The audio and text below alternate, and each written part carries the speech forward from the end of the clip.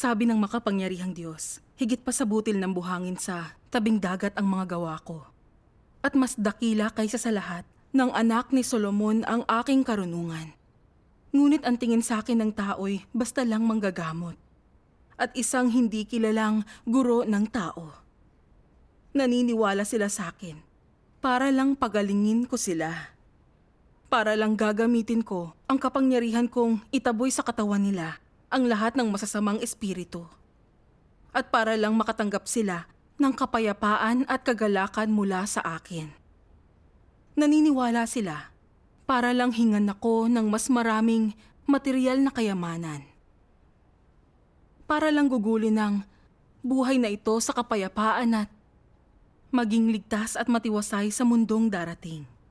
Naniniwala sila para maiwasang magdusa sa impyerno at matanggap ang mga pagpapala. Naniniwala sila para guminhawa ngunit hindi naghahangad na magkamit ng anuman. Nang ibuhos ko ang galit ko sa tao at tanggalin ang kaligayahan at kapayapaan niya, nagsimulang magduda ang tao.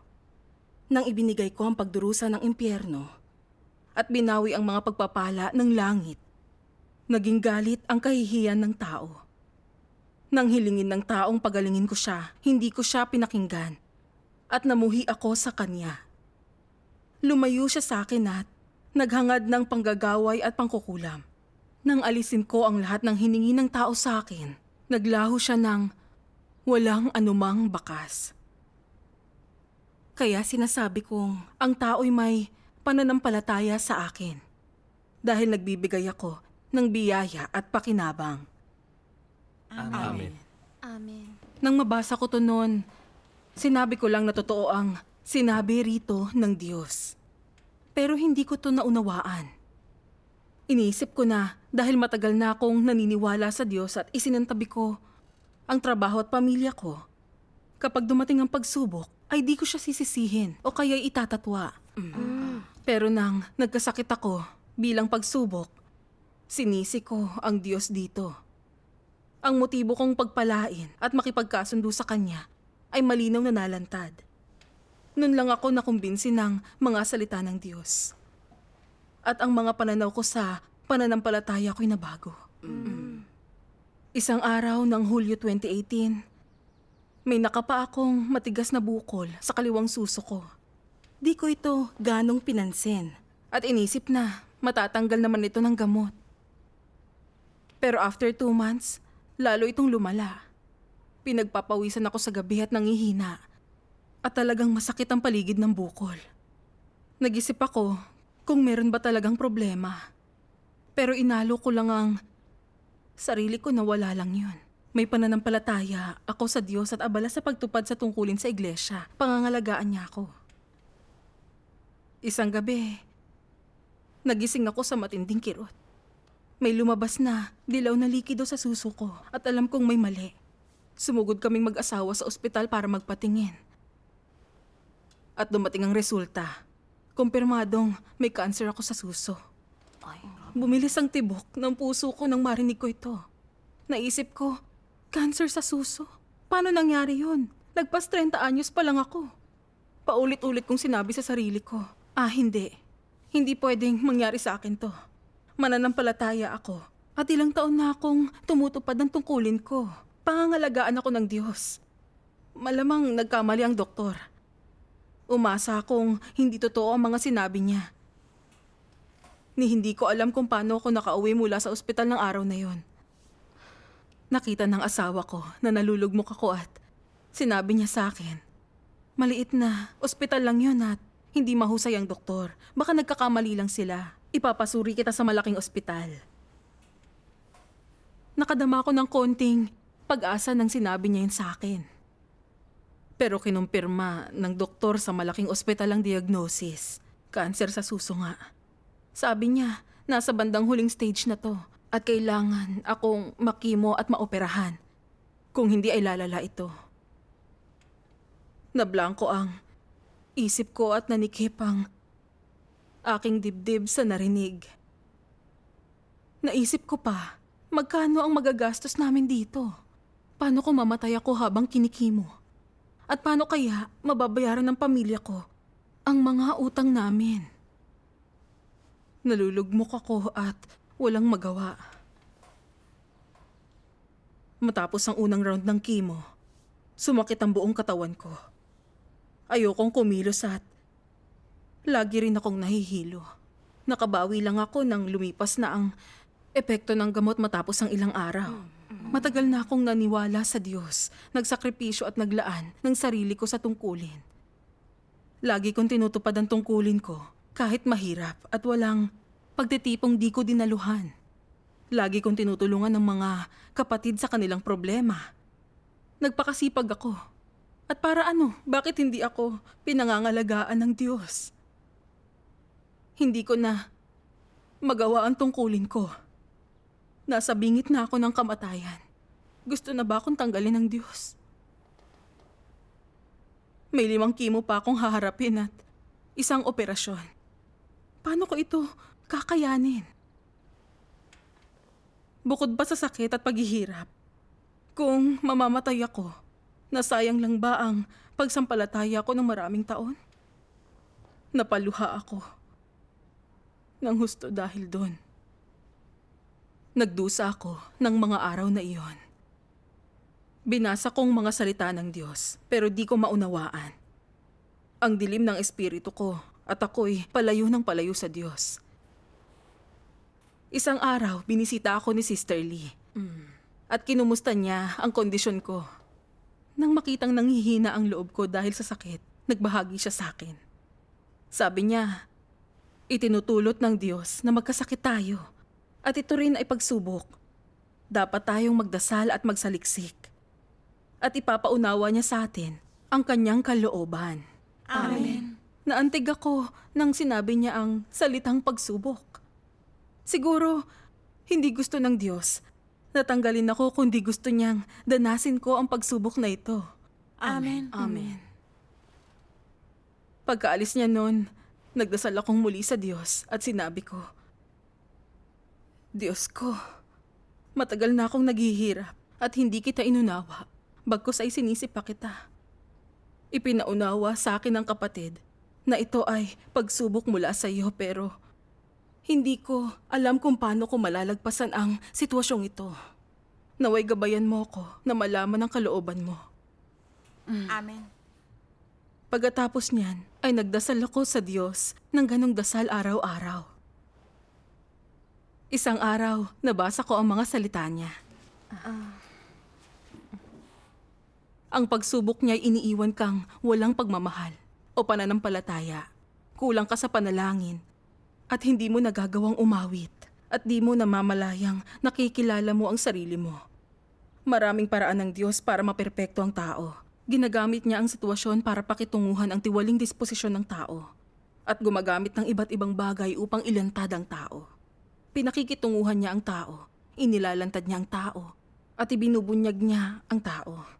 Hinuhukay niya at ibinubunyag ang mga hiwaga sa kaibuturan ng puso niya. At ipinakikita sa kanya ang kalikasan niya sa paghahayag sa mga kalagayan niya.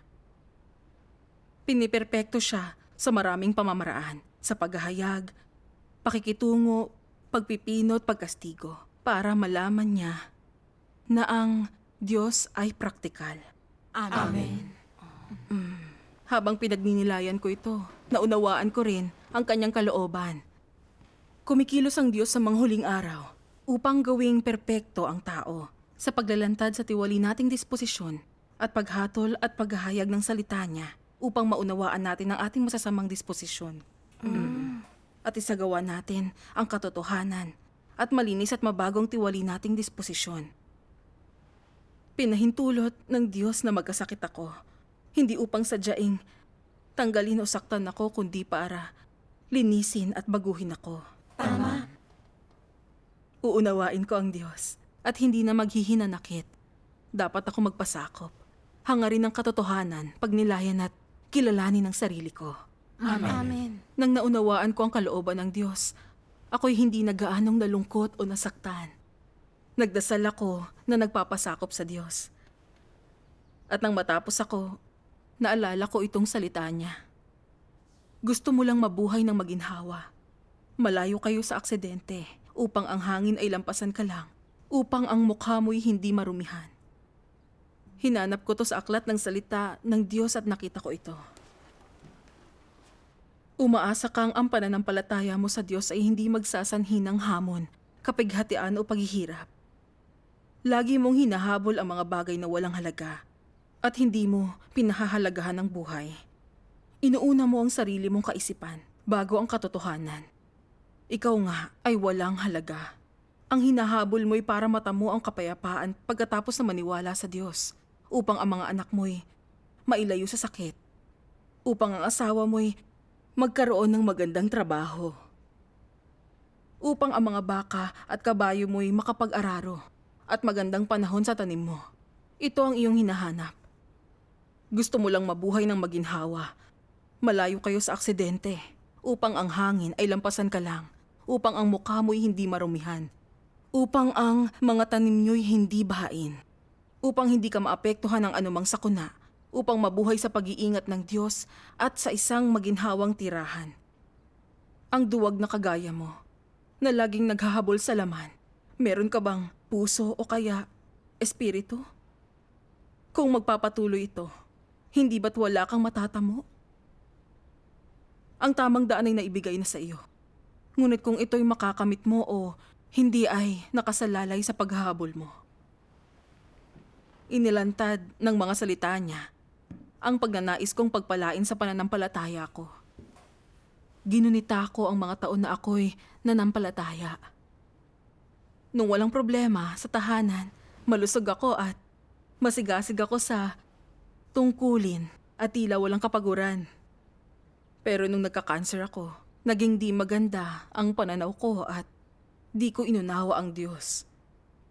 Idinahilan ko ang mga nagawa ko at nangatwiran sa Diyos. Nang hinayang ako sa mga taong nagsakripisyo ako. Namuhay ako na nagtatatwa sa Kanya. Pero nung ako'y dalisayin at ilantad ng magkasakit ako, nakita kong di pala ako tumutupad sa tungkulin para hanapin ang katotohanan o gawin ang tungkulin ng isang nilalang. Ginagawa ko yun para magtamo ng kapayapaan at pagpapala para ako'y pagpalain kapalit ng mga ginawa kong sakripisyo. Gusto kong matamo ang lahat sa mundong ito at buhay na walang hanggan sa kabilang buhay. Ngayon may cancer ako, nang tila mamamatay ako at di pagpapalain. Sinisi ko ang Diyos at ako'y wala na ni katiting na pagkatao. Inisip ko ang mga taon na nanampalataya ako. Napakaraming biyaya ang natanggap ko sa Diyos at diniligan at pinalakas ng lubos ng katotohanan. Napakarami na niyang ibinigay, pero hindi ko sinuklian ang kanyang pagmamahal. Nang magkasakit ako, hindi ako nagpasakop sa Diyos. Di ko siya inunawa at sinisi pa. Talagang wala akong konsensya at katinuan. Oo nga. Naunawaan kong itinulot niya na magkasakit ako para ilantad at linisin ang motibo kong pagpalain sa pananampalataya at ang mali kong pananaw sa paghahanap. At pagtuunan ko ang paghahanap at pagbabago sa disposisyon ko. Tama yan. Nalungkot ako't sinisi ang sarili matapos maunawaan ang mabubuting layunin niya.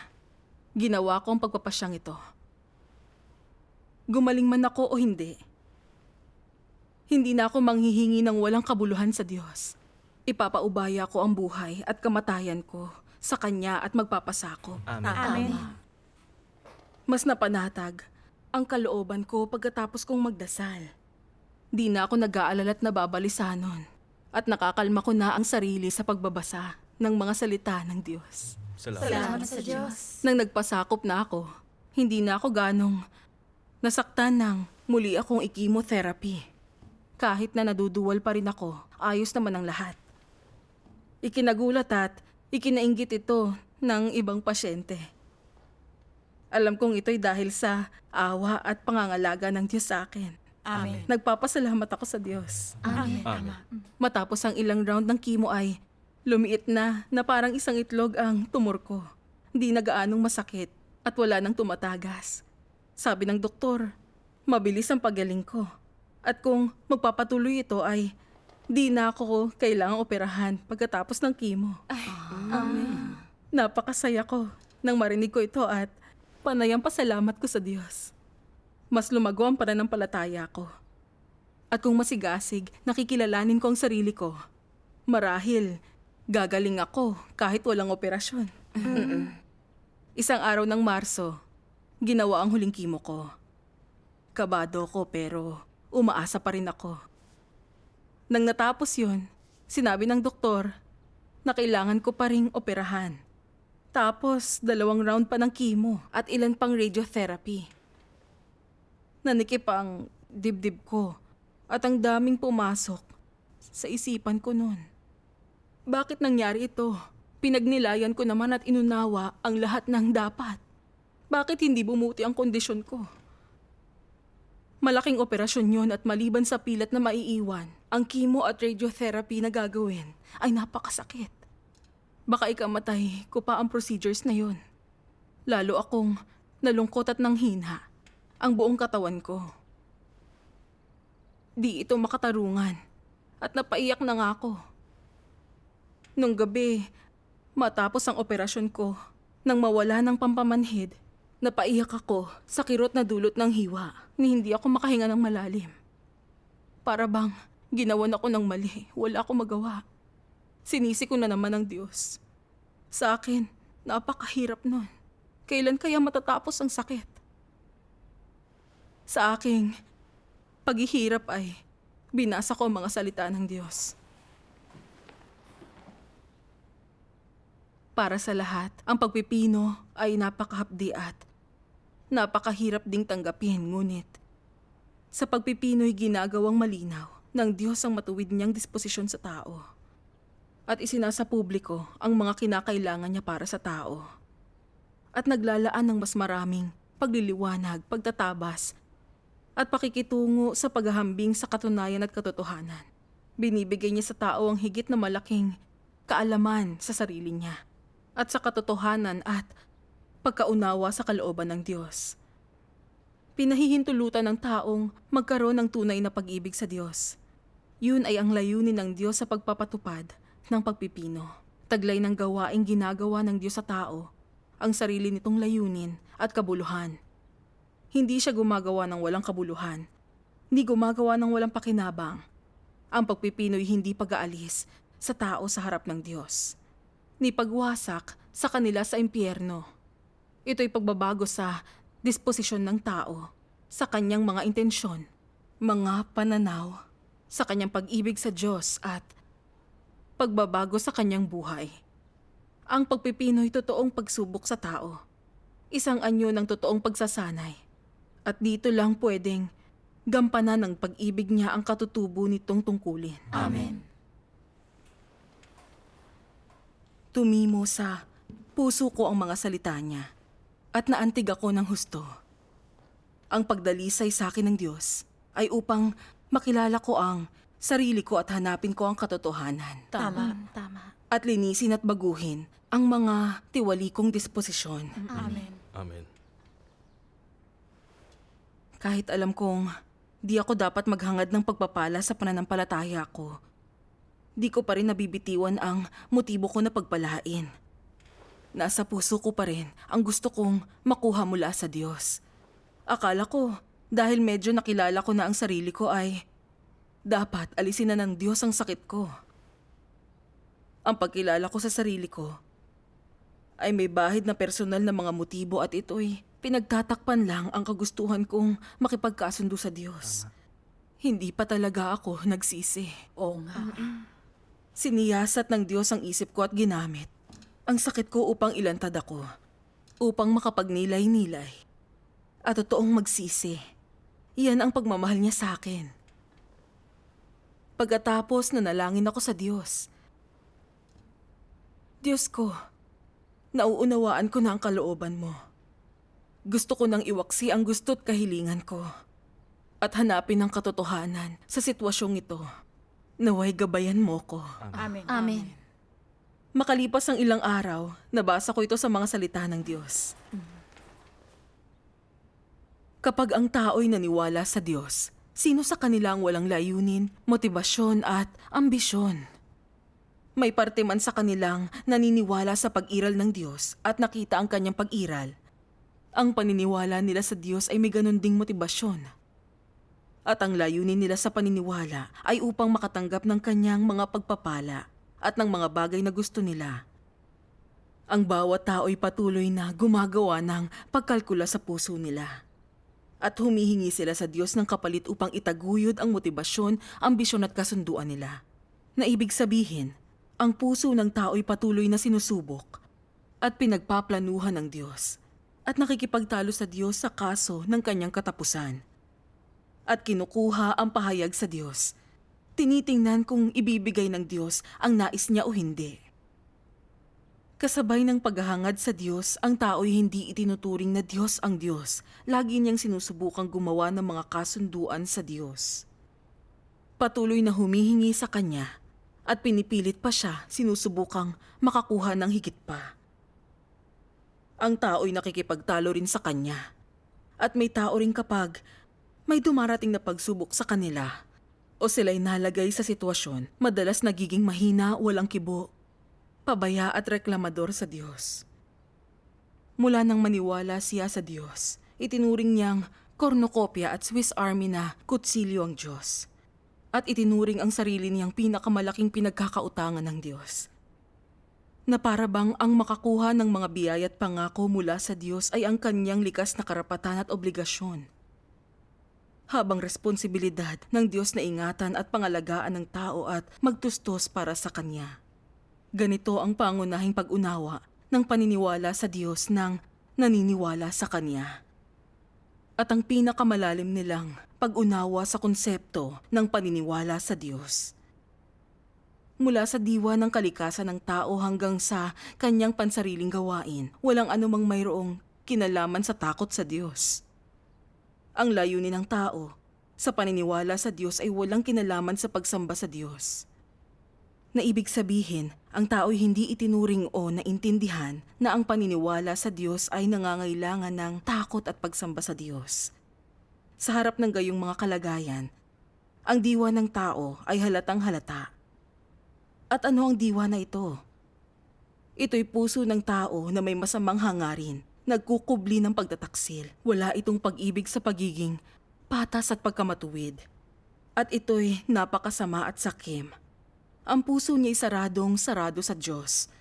Di niya pa ito ibinigay sa Diyos. Ang Diyos ay di nakita ang tunay na puso ng tao at di rin siya sinamba ng tao. Sobrang hiya ko nang mabasa ito.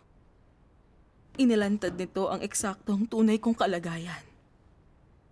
Matagal na akong naniniwala sa Diyos at noon ko pa gustong pagpalain at makipagkasundo. Dahil naniniwala ako sa Diyos at noon ko pa ginagawa ang tungkulin ko. Dapat akong pangalagaan ng Diyos at ilayo sa sakit at pinsala. Akala ko tama at nararapat lang yun. Nang nalaman kong may kanser ako, nagreklamo ako agad sa Diyos at gusto kong gamitin ang mga taon na nagdusa ako para mga tuwiran ako sa Kanya. Nang gumaling ako, nasabi ko, "Salamat Diyos ko." Pero sa puso ko, higit pa rito ang gusto ko. Gusto kong lubusang tanggalin niya ang sakit ko para hindi na ako mahirapan. Nang hindi mapagbigyan ang kagustuhan ko, bumalik ang likas na kasamaan ko. Sinisi ko ang Diyos at nang atuwiran pa. Ang inasal ko ay ang ibinunyag ng Diyos sa mga salita niya. Yaong walang pagkatao'y walang kakayahang mahalin ng Diyos ng tunay. Kapag ang paligid ay tiwasay at ligtas o kung sila'y makikinabang, sila'y lubusang masunurin sa Diyos. Ngunit kapag ang nais nila'y nalagay sa alanganin o hindi nila nakuha, ay agad silang naghihimagsik. Pwede silang magbago mula sa isang nakangiti at mabait na tao tungo sa isang pangit at mabangis na mamamatay tao.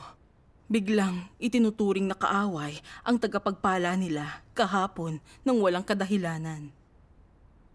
Nasapul ako kahit na maraming taon na akong naniniwala sa Diyos.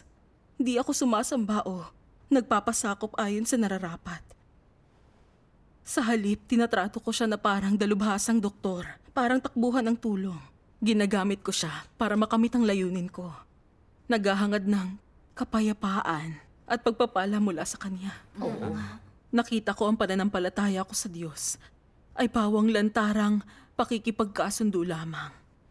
At ginagamit ko siya para magtamo ng biyaya sa Kanya. Hindi ba't niloloko ko siya at nilalabanan? Ako'y makasarili at naging mapanlinlang. Walang bahid ng kabutihan at isinasabuhay ang masasamang disposisyon. Tiyak kong kinasusuklaman na ako ng Diyos. Pagkatapos ay nabasa ko ito sa mga salita ng Diyos. Si Job ay hindi nakipagpalitan sa Diyos at hindi humiling o humingi sa Diyos ang kanyang pagpupuri. Sa pangalan ng Diyos ay dahil sa kapangyarihan at autoridad ng Diyos sa pamumuno at hindi nakasalalay sa kung siya'y nagkamit ng pagpapala. Naniwala siyang hindi alintana kung pinagpapala ng Diyos ang tao. Ang kapangyarihan at autoridad ng Diyos ay hindi magbabago. At sa gayon, hindi alintana ang mga pangyayari sa tao, ang pangalan ng Diyos ay dapat na purihin. Na pinagpala ng Diyos ang tao at pag dumating sa Kanya ang sakuna. Ito'y dahil sa kataas-taasang kapangyarihan niya. Ang kapangyarihan at autoridad niya'y umaayos ng lahat sa tao. Ang pagbabago sa kapalaran ay paghahayag ng kapangyarihan at autoridad niya. At anuman ang kuro-kuro ng tao, ang pangalan ng Diyos ay dapat napapurihan. Ito ang naranasan ni Job at ang nalaman niya sa kanyang buhay. Ang lahat ng iniisip at mga kilos ni Job ay umabot sa mga tainga ng Diyos at dumating sa harap ng Diyos at itinuring na mahalaga ng Diyos.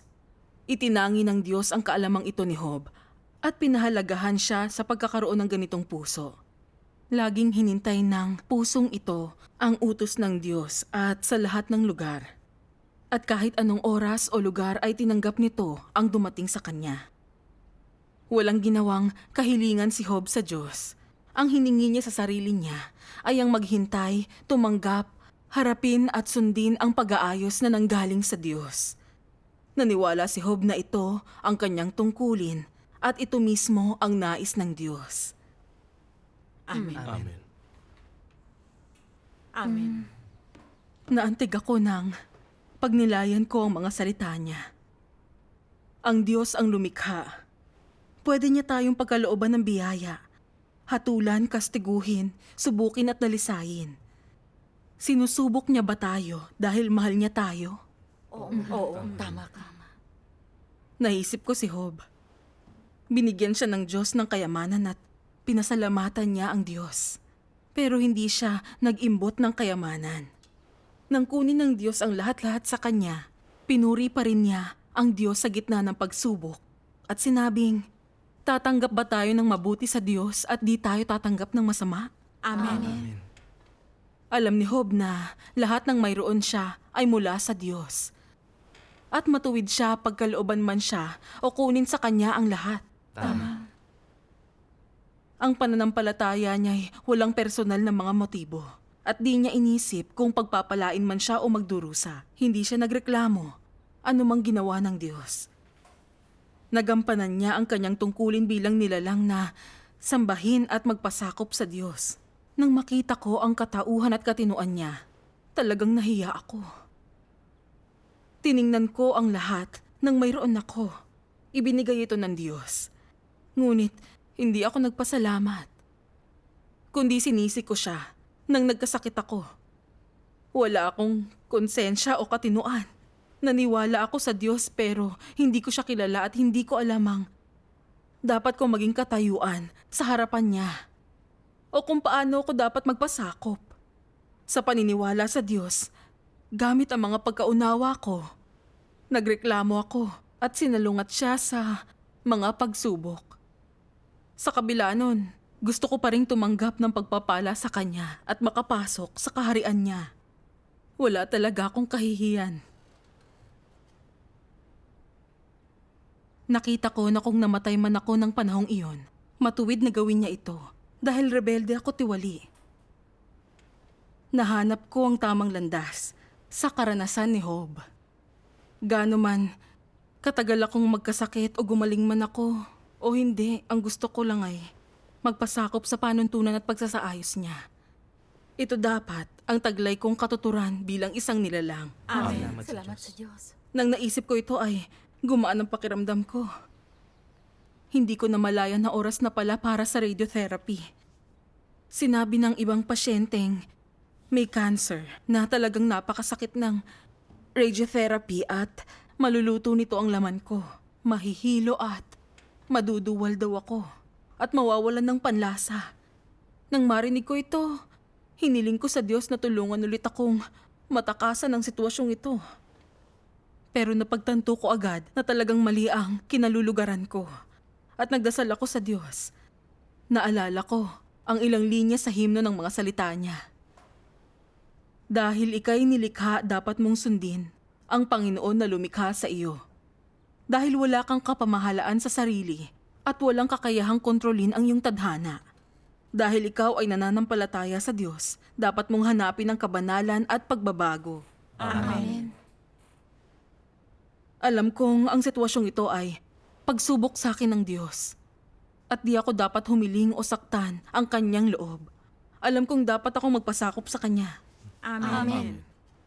Nang magpasakop na ako kahit na araw-araw akong nagpapa-radiotherapy at sumasakit ang buong katawan ko ay hindi ito kasing lala ng sinabi ng ibang mga pasyente. Dahil iyon sa awa at pangangalaga sa akin ng Diyos. Tama. Nang matapos ko ang radiotherapy, ang bilis kong nakabawi ng lakas. Gumanda ang itsura at pakiramdam ko. Sabi ng mga kapatid, para daw akong hindi nagkaroon ng cancer. Nakapagsimula na akong muli sa tungkulin ko. Salamat sa Diyos. Lumago ang pananampalataya ko sa Diyos sa karanasang ito. Amen. At mas pinagbuti ko ang pagtupad sa tungkulin ko. Salamat sa Diyos. 2 taon na ngayon ang lumipas. Pero sa tuwing babalikan ko ang taong nagkasakit ako, para bang kahapon lang ito nangyari. Bagamat nahirapan ang katawan ko, naunawaan ko na ang motibo sa pagpapala at ang maling mga pananaw ko sa dapat kong hanapin.